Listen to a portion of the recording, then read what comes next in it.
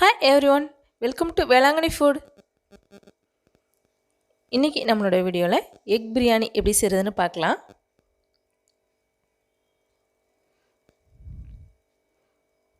Egg biryani செய்ய first அரிசியை ஊற போட்டுடலாம்.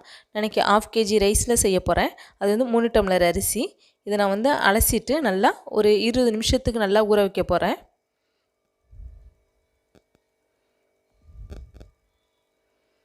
இன்றைக்கி நான் பிரியாணி செய்ய 6 முட்டை எடுத்திருக்கேன். அதனால் வேக வச்சு எடுத்துட்டு இதை வந்து ஒரு ஃபோர்க் வச்சு நல்லா ஓட்டப்படுற மாதிரி நல்லா குத்தி விடுங்க. அப்போ தான் வந்து மசாலா எல்லாம் நல்லா உள்ற இறங்கும்.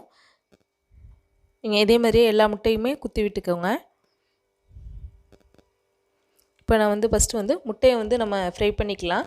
முட்டையை ஃப்ரை பண்ணுறதுக்கு நம்ம பிரியாணி செய்ய போகிற அதே குக்கர்லேயே ஃப்ரை பண்ணிக்கலாம். ஆயில் கொஞ்சமாக ஊற்றிக்கோங்க.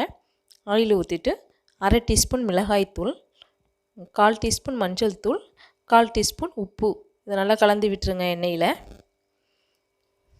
கலந்து விட்டுட்டு முட்டையை சேர்த்துக்கோங்க. முட்டையை சேர்த்துட்டு ஒரு 5 மினிட்ஸு வந்து ஒரு லோ ஃப்ளேமில் வச்சு நல்லா வறுத்துக்கோங்க. நல்லா நீங்கள் ஹீட் அதிகமாக கொடுத்தீங்கன்னா அது மசாலாலாம் நல்லா கரிஞ்சு போயிடும். ஸோ வந்து நீங்கள் வந்து லோ ஃப்ளேம்லேயே வச்சு ஒரு 5 மினிட்ஸுக்கு நல்லா அதை ஃப்ரை பண்ணுங்கள். நல்லா மசாலாலாம் உள்ள இறங்குற அளவுக்கு இதை நான் எடுத்துக்கிறேன். எடுத்து வச்சுட்டு நம்ம இதே குக்கரில் வந்து இன்னும் கொஞ்சம் ஆயில் சேர்த்துக்கலாம். ஆயில் வந்து நான் பிரியாணி செய்ய வந்து இன்னும் ஒரு 3 டேபிள் ஸ்பூன் ஆயில் ஊற்றிக்கிறேன். ஆயில் ஊற்றிட்டு நம்ம வந்து அந்த பிரியாணி இலை, பட்டை, நட்சத்திரப்பூ, கல்பாசிப்பூ, கிராம்பு இதெல்லாம் சேர்த்து தாளிச்சிக்கலாம். 3 வெங்காயத்தை கட் பண்ணி சேர்த்துக்கிறேன். பிரியாணி செய்ய 1/2 kg பிரியாணிக்கு 3 வெங்காயம் கரெக்டாக இருக்கும். இதை வந்து ஒரு 5 மினிட்ஸ் கண்டினியூஸாக வந்து 4 to 5 மினிட்ஸ் கண்டினியூஸாக வந்து நல்லா ஒரு கலர் சேஞ்ச் ஆகி வர அளவுக்கு நல்லா வதக்கிக்கோங்க. இப்போ நான் நல்லா வதக்கிட்டேன். இப்போ வந்து நான் வந்து இஞ்சி பூண்டு விழுது வந்து ஒரு 2 டேபிள் ஸ்பூன் சேர்த்துக்கிறேன். இது வந்து அந்த பச்சை வாசனை போகிற அளவுக்கு நல்லா வதக்கி விடுங்க.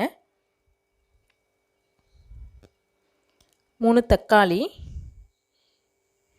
2 பச்சை மிளகாய், கொஞ்சம் புதினா கொத்தமல்லி இதை வந்து நல்லா கலந்து விட்டுருங்க. இதை வந்து இப்போ ரொம்ப நேரம் வதக்க வேணாம். நம்ம தயிர் மசாலாலாம் சேர்த்துட்டு வதக்கிக்கலாம் ரொம்ப நேரம். இப்போ வந்து ஜஸ்ட் அதை மட்டும் கலந்து மட்டும் விடுங்க அந்த ஆயிலில் படுற மாதிரி. தயிர் வந்து ஒரு 50 ml சேர்த்துக்கிறேன். தயிரை வந்து நல்லா கலந்து விட்டுருங்க. தயிர் கலந்து விட்டு இப்போ நம்ம மசாலா சேர்க்கலாம். நான் 1 டீஸ்பூன் காஷ்மீர் மிளகாய் தூள் சேர்த்துருக்கேன். அது நல்லா கலர் கொடுக்கும் பிரியாணிக்கு. 3 டேபிள் ஸ்பூன் பிரியாணி மசாலா சேர்த்துருக்கேன். பிரியாணி மசாலா நீங்கள் சேர்க்கலன்னா 1 டேபிள் ஸ்பூன் மிளகாய்த்தூள், 1 டீஸ்பூன் மல்லித்தூள், 2 டீஸ்பூன் கரம் மசாலா சேர்த்துக்கோங்க. இதே டேஸ்ட்டில் இருக்கும். மஞ்சள் தூள் 1/4 டீஸ்பூன் சேர்த்துருக்கேன். இதை வந்து ஒரு 4 to 5 மினிட்ஸ் நல்லா இந்த எண்ணெய் பிரிஞ்சு வர அளவுக்கு நல்லா வதக்கி விடுங்க. உப்பு தேவையான அளவு சேர்த்துக்கோங்க. நான் வந்து ஒரு 1/2 டேபிள் ஸ்பூன் சேர்த்துருக்கேன். நீங்கள் உங்கள் டேஸ்ட்டுக்கு தகுந்த மாதிரி உப்பு சேர்த்துக்கோங்க.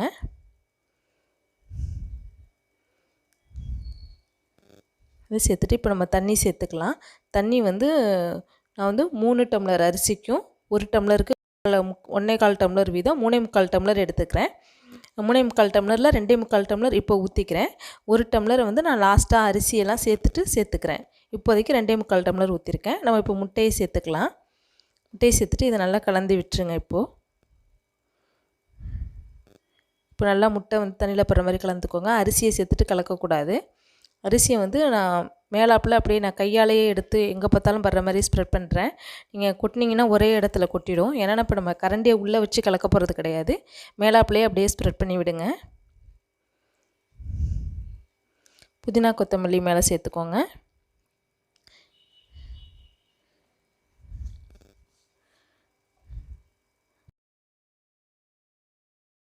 கரம் மசாலா வந்து 1 டீஸ்பூன் சேர்த்துக்கிறேன்.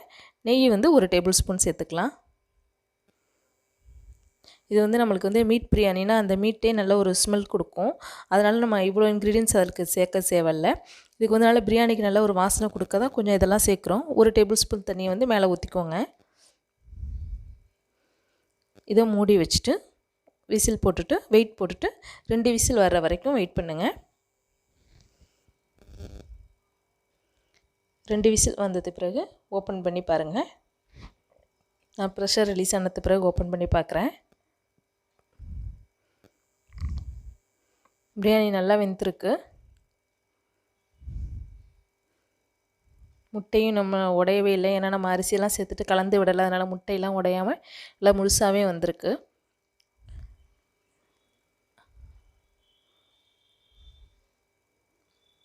அடி பிடிச்சிருக்கான்னு செக் பண்ணிக்கலாம்.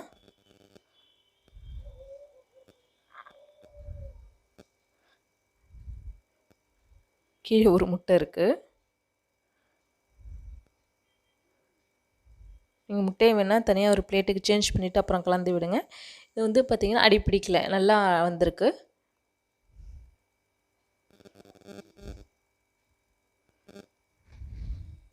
இதை செஞ்சு பார்த்துட்டு கமெண்ட்டில் எப்படி இருக்குன்னு சொல்லுங்கள்.